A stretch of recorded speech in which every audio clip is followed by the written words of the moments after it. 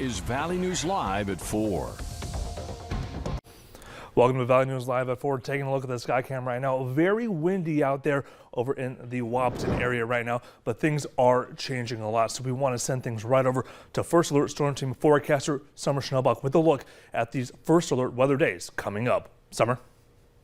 Thanks so much, Bobby. Yeah, we've been talking about this for several days since early last week, and things are getting going tonight and late tonight. First alert weather days tomorrow, Wednesday, Thursday, as this winter storm is right on our heels. So here's a progression of what we're going to be seeing through the rest of the week, a very large scale system. So it's not only affecting us here in the Red River Valley, it is affecting the northern plains with many areas of heavy snow and wintry mix. Further down to the south, lots of heavy rain. Let's talk about the ice risk first and foremost, because as this system gets going tonight and into tomorrow morning, we do have that risk of ice accumulation potential. So by tomorrow morning, some places could already see a trace to upwards of around 0.2 of an inch of freezing rain and ice accumulation, more so down in the Sisseton Hills, but watching in southeastern North Dakota. And in fact, some places already had a report out in Carrington of some freezing mist this afternoon. So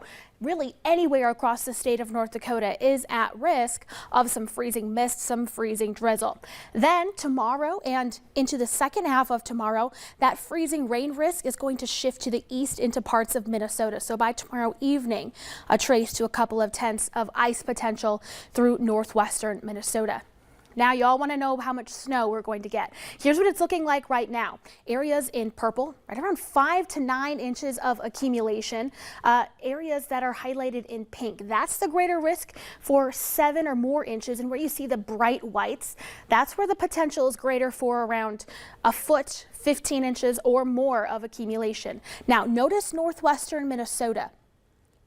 This graphic is just through Wednesday night. We're going to add more to that through Thursday, Friday, Saturday. Right now, Bobby, our system is still formulating out in the Rockies. We're having some warm air being pulled in, so we are only getting going. I'll have more hour-by-hour details for you in just a couple minutes. Yeah, that system is on its way. Summer, thank you so much. We'll talk to you in a few more minutes. And while we are preparing for snowstorms, Governor Doug Burgum has issued an executive order that declares a statewide winter storm disaster related to the November 9th to the 11th storm that dropped record snowfall on parts of the state. Now, the executive order is directing state agencies and administrators to maintain recovery resources and capabilities at high levels. The National Weather Service in Bismarck reported 17.1 inches of snow on November 10th. That broke the previous record for the date of 9.1 inches that was set back in 2012. Heavy, deep snow made some roads impassable, and ice broke tree branches, snapped power poles, and downed power lines. Now, the executive order will remain in effect until at least January 31st. And those in Minnesota are hitting the stores and buying what they can to prepare for the snowfall. While there is urgency to get to those stores, some are also cheering for the snow. Marielle Mose has the story. Awesome sledding, but bad for the skating rink. There's a cheering section for the incoming snow, while supplies are clearing from sections of stores. This pallet over here of Safe Step was like this at the beginning of the day, so we sold half a pallet of salt. John Madsen says the shovels, salt, and ice melt are popular items at Jerry's Do It Best Hardware in Edina, but he's restocking as fast as they've been selling. Knowing that a storm was coming, we've ordered accordingly. When winter storms move in, usually the biggest worry is the roads. We talk to drivers about what they do to prepare for slick and snowy conditions. I'm totally confident with the snow plowing services in this city. Kristen DeVries says she never lets a winter storm stop her from business as usual. Well, there's no excuse for not coming to work because the roads are usually pretty good, yeah. While others feel lucky, they don't have to worry about how to drive in it. I just stay home usually. I work from home, so if I don't have to leave, I just stay home. Whatever falls from the skies and forms on the ground, Minnesotans would rather be over-prepared than out of luck. The ice melt and traction grid. I've got a snowblower, but shovel-wise, I've got a couple snow plows, and I'm good to go. In Edina, Marielle Mose, WCCO 4 News. Mariella, thank you. And 3 people have been arrested right after a traffic stop took place on Interstate 94. Police arrested the 3 after drug paraphernalia was discovered, and 2 of the people already had outstanding warrants.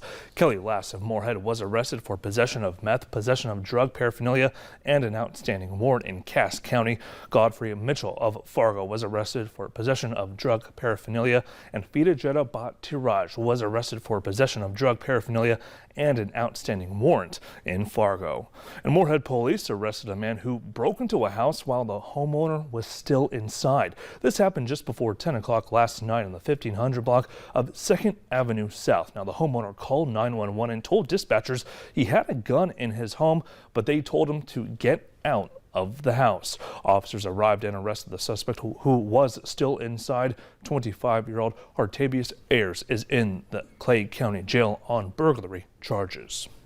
And we're learning more about who was involved in a fatal crash in McHenry County over the weekend. The Highway Patrol says that 38-year-old Miranda Winninger of Animos was pronounced dead at the scene of the crash. Police say an 88-year-old Harvey man tried to drive around a semi and hit the woman head-on 1 mile east of Animos on Highway 52. The man was seriously injured, and charges are also pending. And the man accused of making the bomb that brought down Pan Am Flight 103 over Lockerbie, Scotland, appeared in a Washington, D.C. courtroom for the first time today. Now, a bomb was hidden in the luggage and detonated on the flight from London to New York just 4 days before Christmas in 1988. 259 people were on board the plane and killed. 11 more on the ground died from falling debris. The victims' families are calling for a trial to begin as soon as possible. The Justice Department announced charges against Abu Aghala Mohammed Massoud 2 years ago and vowed to never end its pursuit of the suspect. The victims were also involved 20-year-old Stephen Burrell of Fargo.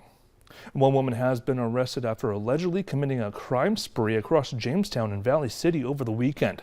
Jamestown police say they responded to a stolen vehicle report yesterday. And the vehicle was found a block north from where it was reported stolen and being driven by 36-year-old Heidi Hendricks of Valley City. But during a search of the vehicle, officers found 2 sets of keys belonging to different stolen vehicles. Reported earlier that day, officers were able to recover the vehicles. Hendricks was arrested on suspicion of multiple counts of theft and burglary. Investigators say that more charges are possible. And one man is in the Richland County Jail accused of stealing 2 vehicles and running from police. Officers located a stolen vehicle yesterday and say the suspect tried to speed away. And once officers got the vehicle stopped, the man got out and ran off. The man was arrested for 2 vehicle thefts and a burglary. Formal charges are pending. Well, the Fargo Salvation Army is hosting a free toy shop for families needing help providing presents this holiday season. Now, toys are available for children ages 12 and under. The deadline for families to register is today. To sign up, go to the Salvation Army website. The toy shop will be held at Hope Lutheran Church on December 20th and the 21st.